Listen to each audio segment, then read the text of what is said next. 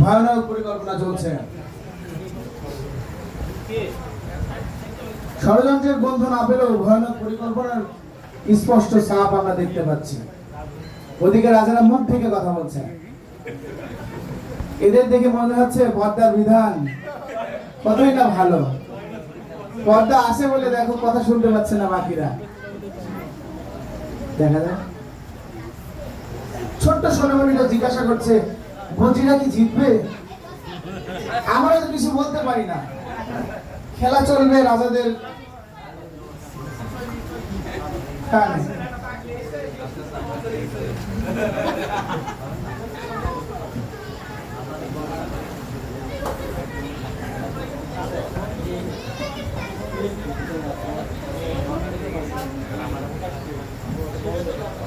বাহ, খুব সুন্দর। কোন রকম কোয়ালিশন ছাড়াই কিন্তু এগিয়ে যেতে হবে। রাজা রাজায় কথা বলছে।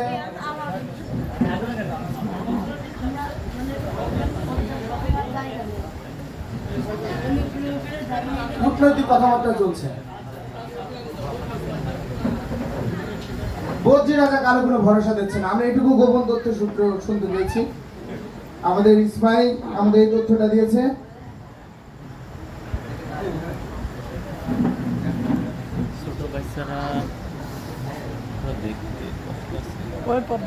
সুন্দরভাবে এগিয়ে চলছে সবাই।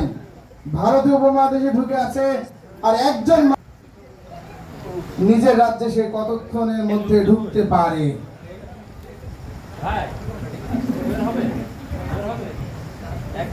আমরা শুনতে পাচ্ছি খেলাফত নেবেন না।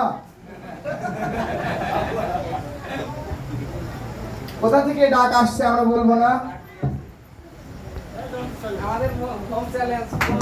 Home challenge. হোম কি জিনিস? মঞ্জিল চ্যালেঞ্জ। 15 মঞ্জিল চ্যালেঞ্জ, বড় চ্যালেঞ্জ করেছেন মারুফ হোসেন আওয়ামী সেনাপতি কামুজির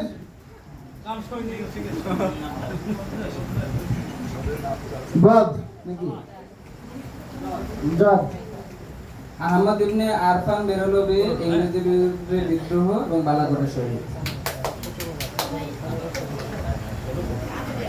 বাচ্চা প্রশ্ন করছে, ধুপধাপ করছে মারুফ হোসেনের অন্তর।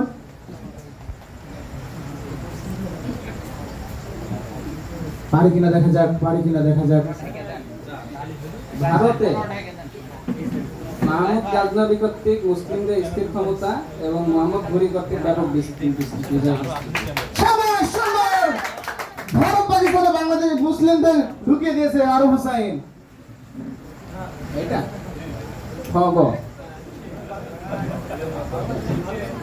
এটা আছে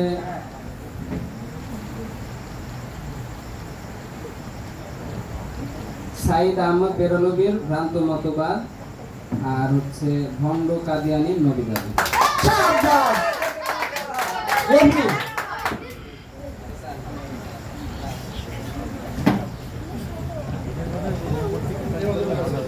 সুন্দরভাবে তারা মঞ্জিলের বড় বড় প্রশ্নের উত্তর দিয়েছেন এবং আবাবিল পাখি ভারতীয় উপমহাদেশের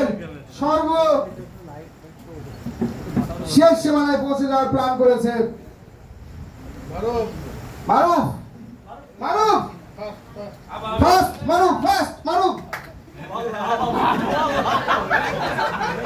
আবাবিল এই একজন ব্যক্তি যাকে যার রং গিরগিটির চেয়ে আগে বদলায়।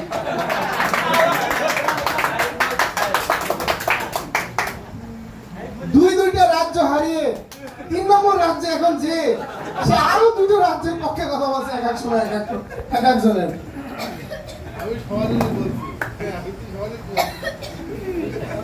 পুরো টিমের কোচ।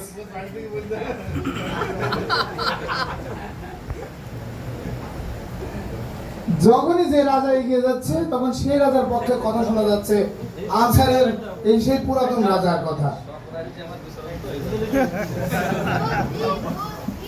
এছাড়া